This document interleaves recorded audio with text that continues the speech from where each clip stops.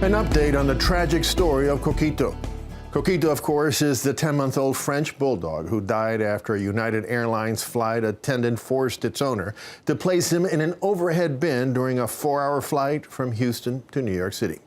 In the aftermath of the puppy's death, there's been a cry for justice by animal lovers all across the country, and lawmakers are listening. In Washington, 2 senators, a Republican and a Democrat, have introduced legislation that would prohibit airlines from storing animals in overhead compartments.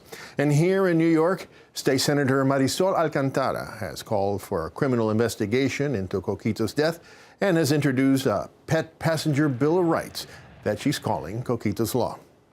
And joining us now to talk about her proposed bill and what other steps she believes must be taken to stop these animal deaths in the sky is Senator Alcantara. Senator, welcome to the program. Thank you for inviting me. Now, Senator, the bill that's been introduced in Washington, or that will be introduced in Washington, your proposed legislation would ban airlines from putting animals, any living creature, in overhead compartments. What else does your bill do?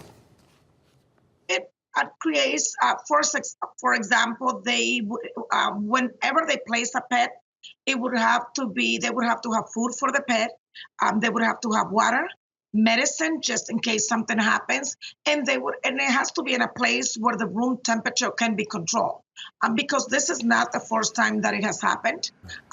Coquito bought a plane ticket just like a regular person, and if they make you pay to take your pet, why would they not take care of your pet? And pets should not be placed in a luggage compartment. Yeah, I mean, but Senator, there's been a bit of blowback to proposed legislation following Coquito's death, because and one of the criticism is, look, everything you said, not putting a living creature in an overhead bin, somebody who needs the law not to do that shouldn't be working as a flight attendant in the first place, right? Or any of the other things that you're proposing. And also, another criticism has been that, you know, when you introduce legislation in the midst of an emotional event like this, it tends to create unintended consequences. How do you respond to those criticisms? I don't think it's an emotional. I think as elected officials, this is what we're here for. This is a young mother with a month-old baby, whom, you know, and we all know how important pets are to family. Some pets can serve as, some pets are therapeutic pets. We know that if you are a senior citizen living alone, just the idea of having a companion, a pet, what that can do for you. I don't think, you know, I have introduced today and last year, I introduced a bill allowing seniors that live in public housing to be able to have a pet. So I don't think this is an emotional. I think that airlines are very powerful. You know, they make a lot of money. And it's just, it should just be common sense that you don't put a dog in a luggage compartment. Right. I mean, that's the point, right? Some of these critics say it should be common sense. They wouldn't take a law, but obviously it seems to. Some commentators have criticized the family who owned Coquito for acquiescing to the flight attendant and putting Coquito up in the bin, and have criticized the passengers for not doing something to stop it. But that brings up the fundamental question, which you kind of alluded to, the power of the airlines. Well, since 2015, from 2015 to 2017, there have been 85 pets that have died on airlines. That's 85 pets. I met with Coquito's family.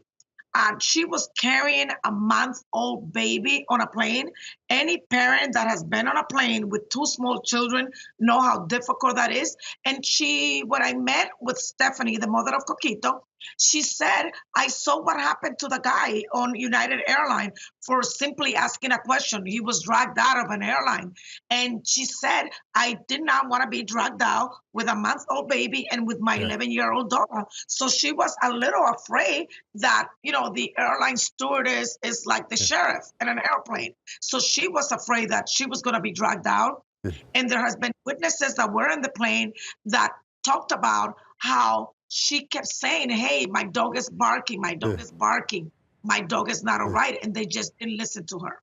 So what can you do as a legislator? What can you do about what's happening in the airlines, where it's not just pets, but human beings, as you point out, who are often mistreated and treated, where policemen are essentially functioning as the bouncers of the airlines. How did it get to this, and what can you do about it?